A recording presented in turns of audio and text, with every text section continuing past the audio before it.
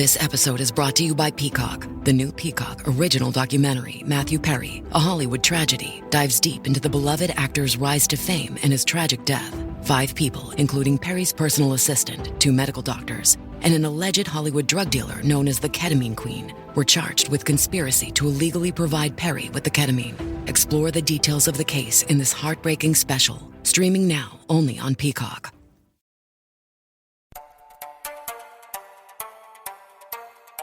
Quanto a cultura pop pode moldar as nossas crenças? Existe relação entre a desigualdade e a criminalidade? Essas são apenas algumas perguntas que podemos nos fazer quando estudamos com mais atenção o que é a Yakuza, popularmente conhecida como máfia japonesa.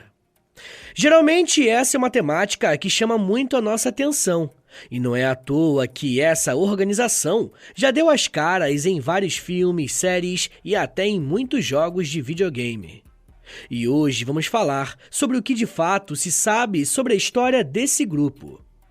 Como sempre, eu quero lembrá-los que eu baseio meu conteúdo em fontes e em autores confiáveis, que você pode e deve consultar na descrição do episódio. A máfia não é algo recente. Aqui no feed do História em Meia Hora, eu já fiz um episódio sobre a máfia italiana. E lá, nós conseguimos aprender que existem grupos mafiosos, pelo menos desde a Idade Média. Quando falamos na Yakuza, o padrão se repete. Mas a primeira coisa que precisamos fazer para compreender esse grupo criminoso é saber a origem desse nome e, em seguida, as possíveis raízes históricas da Yakuza. Vamos começar desmistificando uma coisa. Yakuza não é o nome de um grupo criminoso. Yakuza é, na verdade, o nome dos indivíduos ou do status de um participante de grupos criminosos no Japão, que inclusive são vários. Então, um termo que podemos usar a partir daqui são grupos Yakuza, para nos referirmos a essas organizações criminosas de mafiosos, ou melhor, de Yakuzas. Já sobre a escolha do nome Yakuza para se referir a essas pessoas, nós temos algumas teorias possíveis. Uma tradição mais popular acredita que o termo Yakuza começou a ser usado no início do século XIX, quando o Japão viveu o início do chamado período Tokugawa. E se você se interessa pela história do Japão, aqui no feed do História em Meia Hora eu tenho vários episódios sobre essa nação. E um deles, chamado Batalha de Sekigahara, eu conto como que um homem chamado Ieyasu Tokugawa derrotou os clãs adversários e fez com que a sua família governasse a ilha japonesa por mais de 200 anos. Uma das lendas envolvendo essa mudança no país diz respeito à hipótese de que muitos samurais ficaram sem patrão para lutar, e com isso tiveram que se dedicar a serviços ilegais, atuando como uma espécie do que aqui no Brasil nós chamamos de milícia. De acordo com essa tradição popular, os grupos de Yakuza teriam começado nesse contexto. É possível que o termo Yakuza também tenha relação com um jogo de cartas japonês chamado Oichokabu. Dentro desse jogo, se uma pessoa cair com as cartas com os números 8, 9 e 3, ela tem a pior mão possível para jogar. E na língua japonesa, esses números são chamados respectivamente de Yaku e Za. Apesar dessa possível origem curiosa, não sabemos se o termo Yakuza passou a ser usado para representar a má sorte para quem caísse nas mãos desses mafiosos ou algo do tipo. O que nós sabemos é que esses grupos sempre estiveram diretamente envolvidos em atividades comerciais ilegais ou marginais, muitas vezes praticando extorsão, roubo, contrabando e até agenciamento de prostituição. O primeiro grupo a usar a palavra Yakuza como algo necessariamente negativo foram os Bakuto. Foi a partir dessa comunidade que os jogos de azar se tornaram populares no Japão e o próprio Oichokabu ganhou espaço. A partir dos Bakuto, Yakuza se tornou um termo para se referir a algo inútil. Mas não demorou muito para que esse significado mudasse para se referir aos próprios Bakuto, como pessoas inúteis. Nesse sentido, uma das tradições afirma que os primeiros Yakuza foram os Bakuto, que começaram as suas atividades ilegais como casas de jogos de azar, onde diversos golpes eram aplicados. Existia toda uma estrutura onde membros do grupo se misturavam à população comum, para tentar levar pessoas para o jogo e em seguida serem trapaceadas. Em um segundo momento, essa gangue começou a construir alguns acampamentos próximos às estradas movimentadas, algo próximo ao que seria um hotel. E ali, pessoas que paravam conseguiam um abrigo, mas também podiam jogar um pouco e tentar a sorte. O que esses viajantes não sabiam é que os Bakuto nunca perdiam, porque o jogo estava todo fraudado para sempre favorecer os criminosos.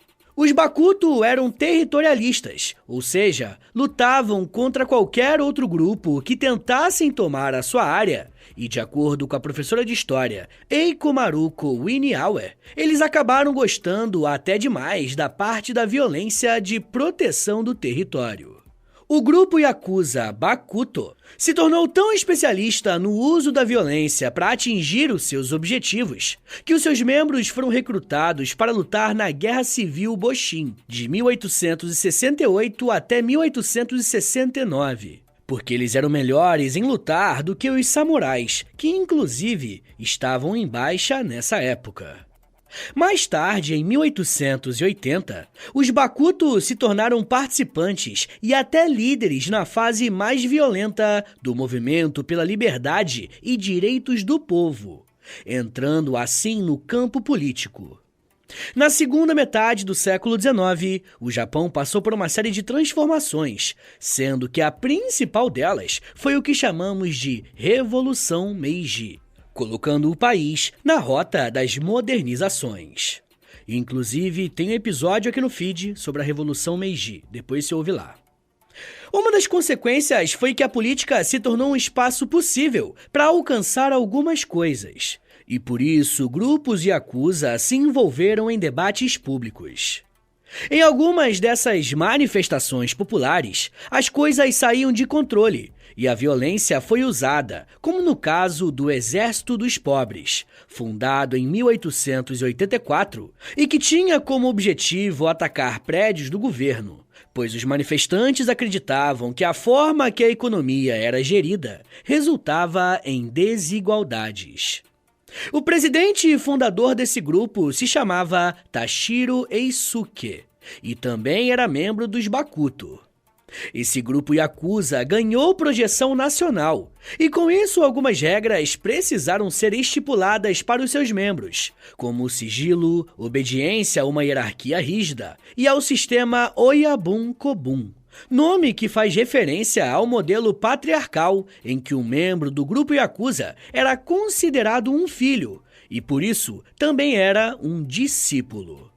Caso alguém descumprisse alguma regra, medidas rigorosas eram tomadas, incluindo a pena de morte e expulsão. Um outro costume dentro dos Bakuto era o corte de dedos para alguém que era pego em uma infração média. O crescimento do grupo Yakuza Bakuto está diretamente relacionado ao aumento da violência no Japão, resultando em uma visão negativa por parte da sociedade em relação a esse grupo.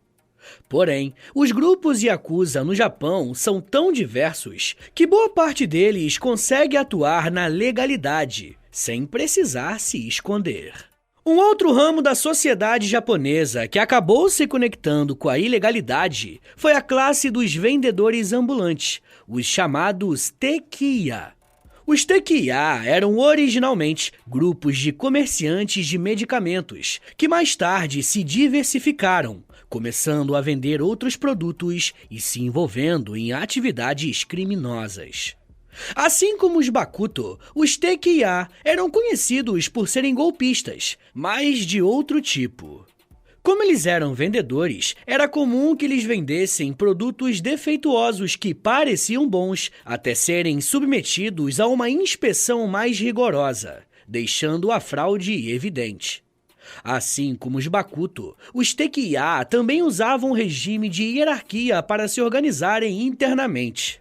A casa do líder, que era chamado de Oyabun, servia como a sede da gangue e tinha como atividade principal o treinamento dos novos recrutas, chamados de Kobun. Os novos membros, uma vez considerados dignos pelo Oyabun, eram ordenados a sair e vender produtos para o líder do grupo. Se fossem bem-sucedidos, se tornavam membros oficiais do grupo criminoso. Se existem algumas semelhanças entre os Bakuto e os Tekiya, também temos fatores que os separam. O grupo criminoso dos comerciantes realizava trabalhos legítimos, principalmente em relação à caridade. Esse tipo de trabalho colocou os líderes desse grupo Yakuza em grande destaque na sociedade e, consequentemente, chamou a atenção do governo japonês. Na tentativa de reduzir fraudes generalizadas e conflitos territoriais entre os Tekiya, o governo transformou vários líderes do grupo em supervisores regionais, dando a esses homens dignidade a seus sobrenomes e 2 espadas, o que era o mais próximo possível do status de samurai que eles poderiam conseguir. Com esse status, as gangues começaram a se expandir, passando a organizar feiras próprias. Eles realizavam festivais onde vendiam comida, davam presentes, utensílios domésticos ou qualquer outra coisa que pudesse atrair um comprador. Apesar de terem sido sancionados pelo governo, essas gangues ainda eram criminosas. Elas aceitavam pessoas que não eram bem-vindas em outros lugares, como criminosos procurados, fugitivos e até mesmo os Burakumin. Os Burakumin, para quem não sabe, são a classe ancestral de excluídos do Japão, um status que ainda se mantém para aquelas pessoas que têm ascendência Burakumin. Pouca gente sabe disso, mas tradicionalmente, a sociedade japonesa também tem alguns aspectos que se assemelham à ideia de castas, que é comum no hinduísmo lá na Índia. No caso japonês, esse prestígio ou repulsa social não está tão ligado a uma questão religiosa, e sim com o trabalho que essa pessoa faz. A origem desse grupo está ligado a pessoas que eram designados a trabalhar com a morte. Mas calma, eu não estou falando de assassinatos, e sim de açougueiros, vendedores de pele de animais e pessoas que preparavam o sepultamento de cadáveres. No Japão, qualquer tipo de atividade que envolvesse a morte, naquela época, era considerado algo impuro. E por mais que esses trabalhos fossem essenciais, quem tocava em algo morto se tornava impuro também, logo era excluído.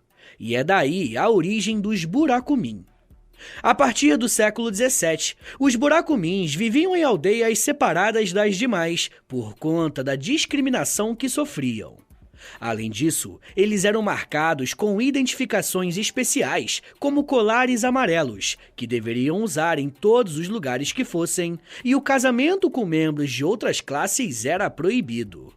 Muitos desses Burakumins se juntavam às gangues Tekiya, como uma maneira de escapar da pobreza e da desgraça, porque dentro de um grupo Yakuza eles eram aceitos como trabalhadores e tratados como seres humanos normais, em vez de serem rotulados como intocáveis ou impuros. Legalmente, a discriminação contra os Burakumin terminou em 1871, mas eles sofrem discriminação até os dias de hoje, o que os leva muitas vezes a se juntarem a grupos Yakuza. Esse caso é emblemático porque quando falamos de crime organizado, pelo menos de maneira geral, estamos pensando em uma relação que precisa ser entendida de maneira bem mais profunda. Muitas vezes, o grupo criminoso foi o único lugar em que uma pessoa encontrou apoio ou auxílio em momentos de dificuldade e segregação. Um outro grupo Yakuza muito importante são os Machiyako, formado por jovens moradores de centros urbanos, que se organizavam para se proteger dos ataques cada vez mais frequentes de samurais. Os outros moradores da cidade costumavam apoiar os Machiyako por conta desse enfrentamento com os samurais, mostrando que também existia uma espécie de segregação social com aqueles que viviam nas cidades em relação a grupos camponeses. A história dos grupos Yakuza não pode ser estudada fora da história do próprio Japão. Quando o país passou pela Revolução Meiji, muitas mudanças aconteceram, e a cultura japonesa foi fortemente impactada pelo dilema envolvendo a modernização e a tradição. Por um lado, muitos grupos Yakuza eram entendidos como uma manutenção da tradição japonesa, principalmente pela questão da hierarquia e da relação que os líderes tinham com os subordinados. Os grupos Yakuza que eu citei até agora comandavam mais ou menos 100 gangues menores que operavam sob autorização e pagavam uma espécie de mensalidade aos grupos maiores. Algumas dessas gangues começaram como simples grupos de apostadores, meio parecido com os antigos grupos Bokuto, e depois se envolveram em atividades ilegais. O que quase todos esses grupos têm em comum é a estrutura, que, de acordo com o pesquisador Jake Aldenstein, é parecida com uma pirâmide. O Oyabun, que é um chefe paternal para os outros membros, está no topo, e o que está abaixo dele controla outros líderes menos poderosos, que controlam outros menos importantes e assim por diante. Um outro erro muito comum envolvendo os grupos Yakuza é achar que estamos falando de organizações secretas que precisam agir às escondidas, e isso não é verdade. Os Yakuza são figuras públicas que possuem escritórios, cartões de visita e até revistas para fãs. Até o século XIX, um integrante de um grupo Yakuza era facilmente identificado por conta das tatuagens icônicas com animais desenhados em corpos fechados ou membros amputados. Mas atualmente não é assim que as coisas funcionam, porque essas pessoas começaram a abandonar essa aparência estereotipada e colocaram no lugar ternos sob medidas e uma aparência bem cuidada, que poderia enganar qualquer pessoa. Por mais que exista essa camuflagem, os grupos Yakuza ainda estão presentes no Japão e atuando inclusive em outros países. Pessoal, eu quero falar mais sobre o crescimento, a atuação desses grupos e de que forma que o governo se mexeu para combatê-los. Mas me dá um minutinho aí, tá, gente, que daqui a pouco a gente volta. E eu falo um pouco mais sobre crimes, legalidade, polícia, juventude e honra. Segura aí, que é um minutinho só.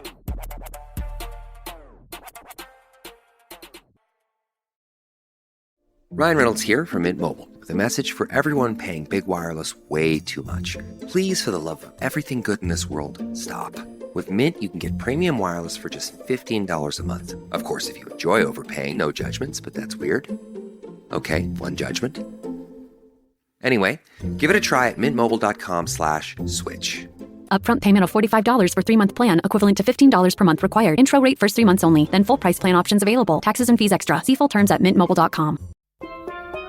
Here at the Almond Joy Factory, where tropical vibes abound, we use soft, fresh-tasting coconut. The crunchiest almonds and delicious chocolate candy. Ah, but do you know what our most important ingredient is?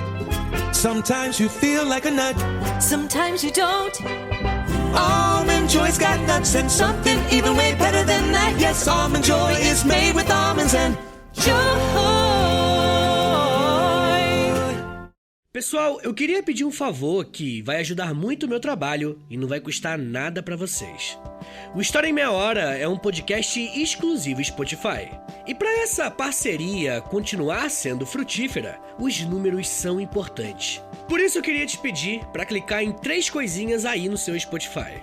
Primeiro, nas estrelinhas. Dá 5 estrelinhas aí pra gente na avaliação, por favor, porque a avaliação é o que mais ajuda o podcast a chegar em outras pessoas. Segundo, já aproveita e clica em seguir.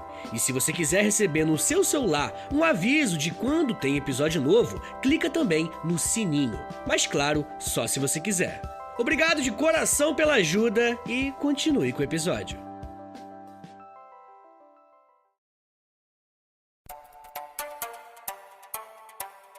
Abre aspas. É complicado julgar. Eles fazem coisas boas, como depois do tsunami. Eles foram as primeiras pessoas na cena ajudando. Mas, ao mesmo tempo, eles se envolvem em coisas ruins. Fecha aspas. As palavras que você acabou de ouvir fazem parte de um depoimento do pesquisador Anton Kusters, que passou 2 anos com um grupo Yakuza.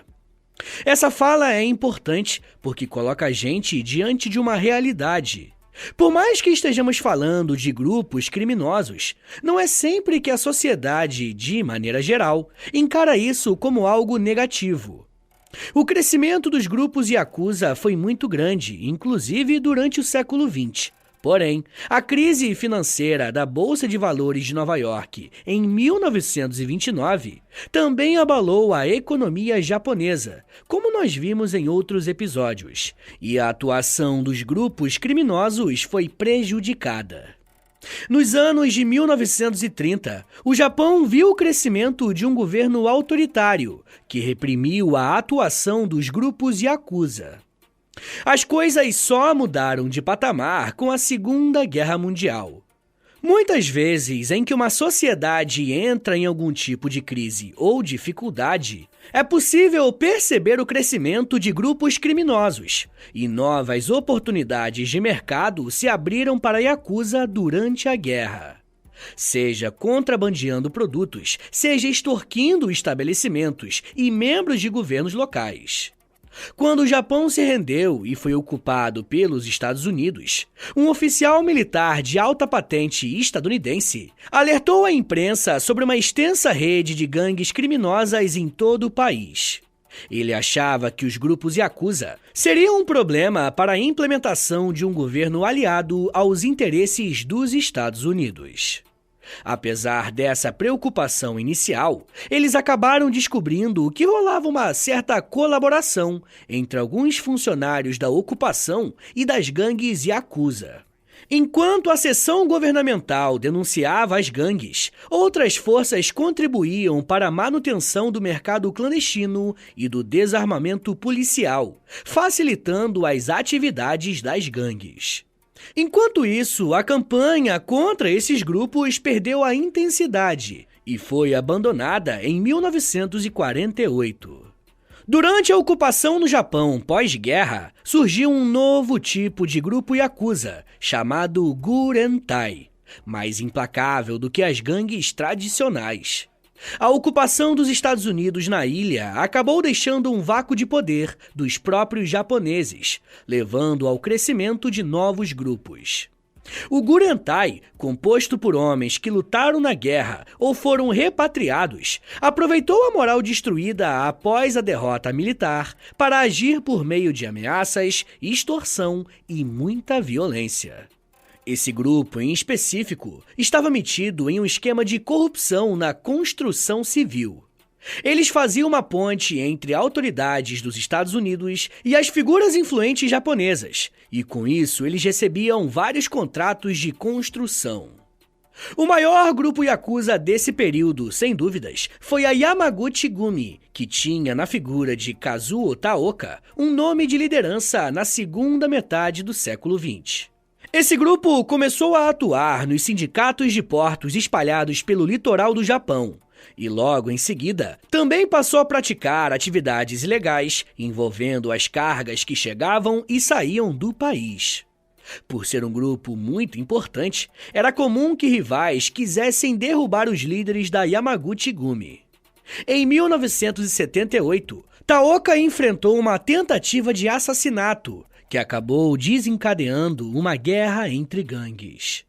O agressor de Taoka, chamado Kiyoshi Narumi, tinha 25 anos e fazia parte de uma gangue Yakuza chamada Matsuda Gumi, um grupo menor do oeste do Japão. Taoka acabou sobrevivendo, mas o seu agressor não teve tanta sorte. Foi encontrado e brutalmente assassinado algumas semanas depois em uma montanha. A saúde debilitada de Taoka e as tensões internas, incluindo uma crescente divisão geracional entre membros mais jovens e mais velhos, ameaçavam a estabilidade da organização, que tinha se tornado uma potência japonesa.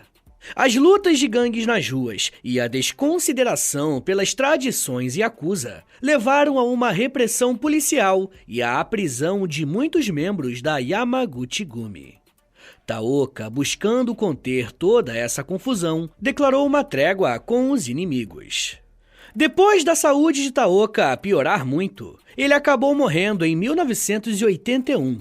Uma cerimônia discreta e privada foi realizada para a família e amigos, uma semana depois da sua morte. Porém, a gangue considerou necessário um segundo funeral.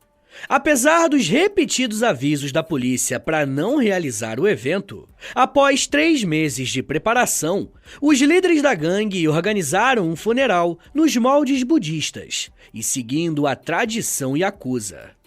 A polícia respondeu a essa rebeldia, realizando batidas nas casas e escritórios dos criminosos em todo o país, prendendo quase 900 membros da gangue. Mas acabou que isso não impediu que cerca de 1.300 yakuza de 200 gangues se reunissem na cidade de Kobe para homenagear o seu chefe falecido.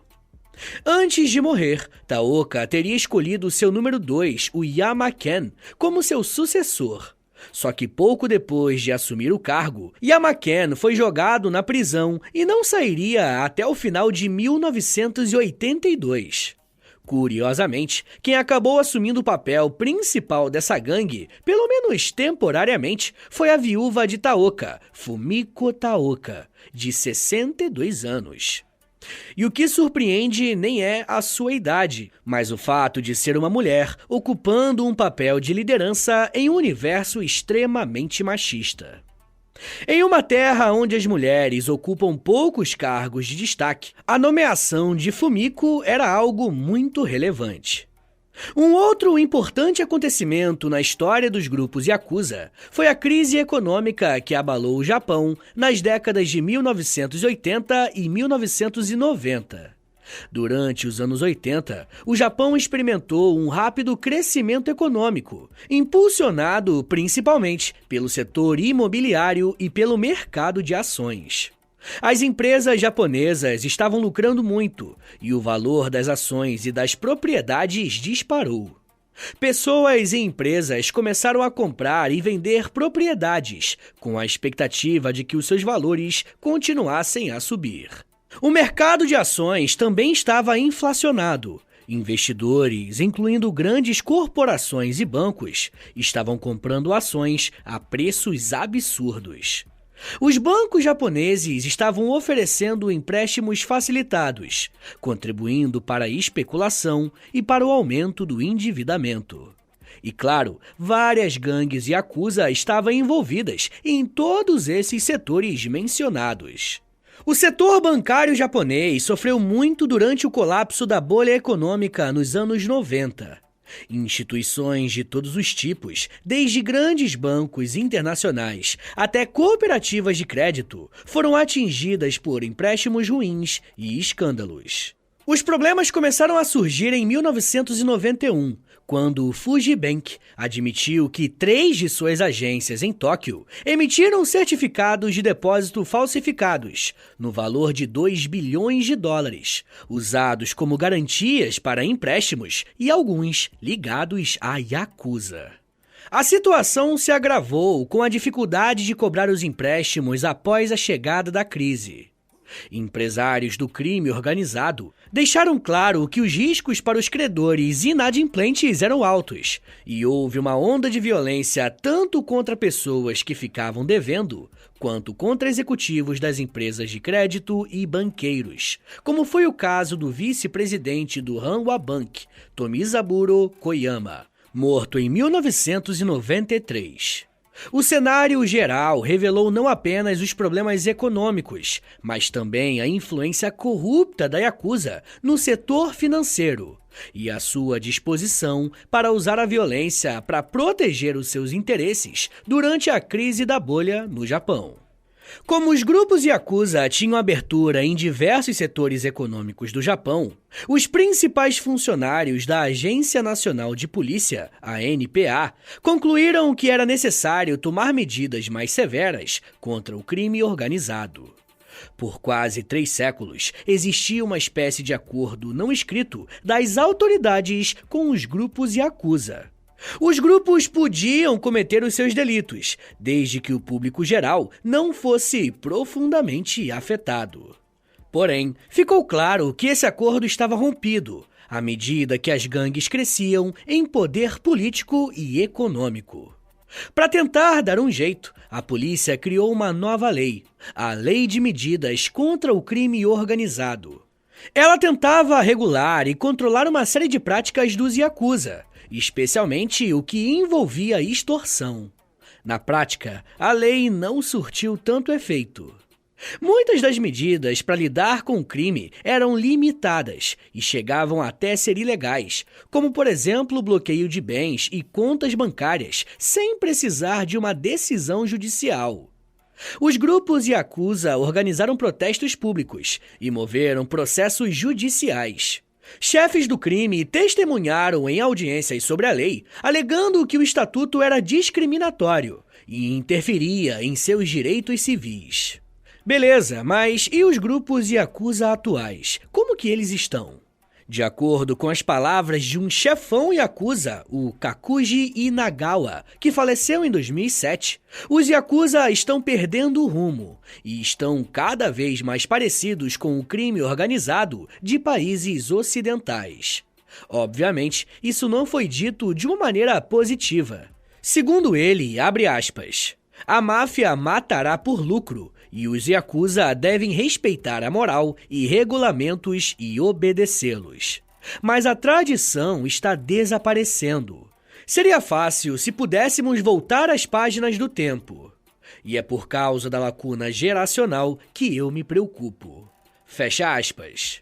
E esse posicionamento parece não vir apenas dele. Há uma série de declarações de membros mais velhos de grupos Yakuza ou cidadãos comuns, dizendo que os novos Yakuza são mais violentos, menos obedientes e mais interessados em ganhar uma boa grana, sem importar os meios para isso. Atualmente, existem aproximadamente 20 grupos Yakuza. E se somarmos todos os participantes desses grupos, temos mais ou menos 40 mil Yakuza atuando no Japão. Número que está em queda, pois essas organizações criminosas já chegaram a ter mais de 180 mil membros. Pessoal, bora fazer um resumão aqui do episódio? Vamos lá. A Yakuza é geralmente identificada aqui no Ocidente como a máfia japonesa. Porém, na realidade, as coisas não funcionam bem dessa forma. A começar que Yakuza é um termo para se referir a um membro de um grupo criminoso, sendo algo como chamar alguém de mafioso na nossa língua. Além disso, existe um longo debate envolvendo o trabalho de historiadores e algumas crenças populares a respeito da origem desses grupos criminosos. O que sabemos com mais certeza é que a origem das atividades ilegais no Japão está diretamente associada a alguns setores da economia do país. Ou seja, os grupos Yakuza que se formaram a partir do século XVII exerciam alguma atividade específica e, a partir dela, entraram no mundo do crime, praticando extorsão, violência, abusos, venda de produtos proibidos e até suborno de políticos. Curiosamente, no Japão a ação dos Yakuza não é proibida, tanto que existem registros públicos de quem são essas pessoas, e em alguns períodos elas poderiam ser comparadas a celebridades. Essa relação com autoridades mudou no pós-Segunda Guerra, quando o governo percebeu que o crescimento desses grupos estava desenfreado, começando uma caçada para limitar e prender alguns líderes. Por conta do simbolismo, traços culturais e de prática no dia a dia, a Yakuza se tornou muito presente na cultura pop, mostrando que quando se fala de organização criminosa, temos que tomar muito cuidado para não reduzirmos um assunto complexo em apenas uma luta do bem contra o mal. principalmente quando estamos falando de uma cultura diferente da nossa, o que aumenta ainda mais as chances de perdermos pequenas nuances para entendermos o que de fato é essa organização. Tanto porque criminalidade e violência têm muito mais a ver com as condições sociais de um grupo do que da sua individualidade. Afinal, por que será que a violência nasce em ambientes marginalizados e diminui em ambientes que oferecem cultura, educação e bem-estar? Mas isso já é um papo para uma outra meia hora.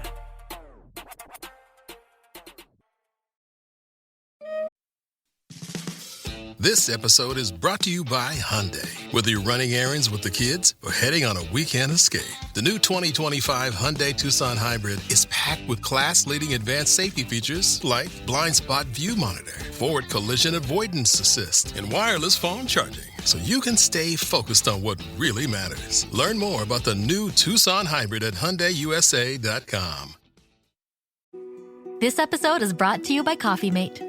After watching this season of the HBO's original series, The White Lotus, this is the tropical getaway I needed. One more pina colada, please. Hey, you're not on mute. Oh, I thought I was in paradise. Turns out, it was my Coffee Mate. Coffee Mate Pina Colada and Thai Iced Coffee Flavored Creamers. Inspired by the newest season of HBO's original series, The White Lotus. For the love of coffee. Try now. Senhores, muito obrigado por terem vindo até aqui. Meu nome é Vitor Soares, eu sou professor de História. E você acabou de ouvir o História em Meia Hora. E, rapaziada, dá uma moralzinha aí, compartilha esse episódio, por favor. Posta nos stories do Instagram, e aí me marca no @História em Meia Hora. Ou você pode também postar no Twitter, e aí você me marca no @H30podcast, que aí eu já te mando uma mensagem agradecendo, tá bom? Se você gosta do História em Meia Hora, se você quer ver esse podcast por muito tempo de pé ainda, toda quarta e todo sábado, lançando episódio novo, bonitinho, dá uma chance pro nosso Apoia-se, rapaziada. Por favor, entre em apoia.se/História em Meia Hora, porque lá tem quase 100 episódios exclusivos pra quem apoia. E claro, né, quando você apoia hoje, você tem acesso a todos eles. E todos os que vão sair enquanto você for apoiador, tá bom? Também tem Clube do Livro, tem conteúdo diário no Instagram, depende do nível lá, né, do plano que você assinar lá no Apoia-se, beleza? Mas claro, né, eu só quero que você assine caso você queira e possa ajudar, tá bom? Rapaziada, o História em Meia Hora também tem uma parceria com a Loja, tá bom? LOLJA, Loja. Entra no site deles, é loja.com.br, digita História em Meia Hora, que você vai ser transportado aí tecnologicamente pra nossa lojinha, tá? Tem camiseta, moletom, tem vários produtos bem legais, tudo original do História em Meia Hora, tá bom? E óbvio, né, quando você compra uma roupa dessa, você fica gatão, gatona e ainda ajuda o meu trabalho. Mas, rapaziada, se você quiser mandar um e-mail pra mim, quer falar comigo pra alguma coisa, anota aí meu e-mail e o meu Pix. Qualquer valor é mais do que bem-vindo, agradeço demais. É historiaemmeiahora@gmail.com. Uma coisa que eu vou te pedir agora, isso aqui não custa nada, tá bom? É de grátis, pô, é só um minutinho da tua vida aí, não custa nada. Eu te dou tantos minutos, tantas meia horas aí de estudo, pô, pelo amor de Deus. Dá uma moralzinha aí, clica no perfil do Spotify, aí do História em Meia Hora, clica em 5 estrelinhas, pra você avaliar o nosso podcast em 5 estrelinhas, depois você clica em seguir, e por último você clica no sininho, que o sininho vai enviar uma notificação pro seu celular quando tiver episódio novo. Eu também quero te convidar a conhecer o meu outro podcast, é o História pros Brother, que eu faço com Alexandre Níquel. Também é de história, mas é mais de humor, hein? Pelo amor de Deus. É uma pegada um pouco diferente daqui, tá bom? Então é isso, gente. Me siga nas redes sociais. É @Prof. Vitor Soares no Twitter, no Instagram e no TikTok. Eu tô sempre lá no TikTok fazendo uns videozinhos educativos. Tá bom, gente? Então é isso. Muito obrigado, um beijo, até semana que vem! E valeu!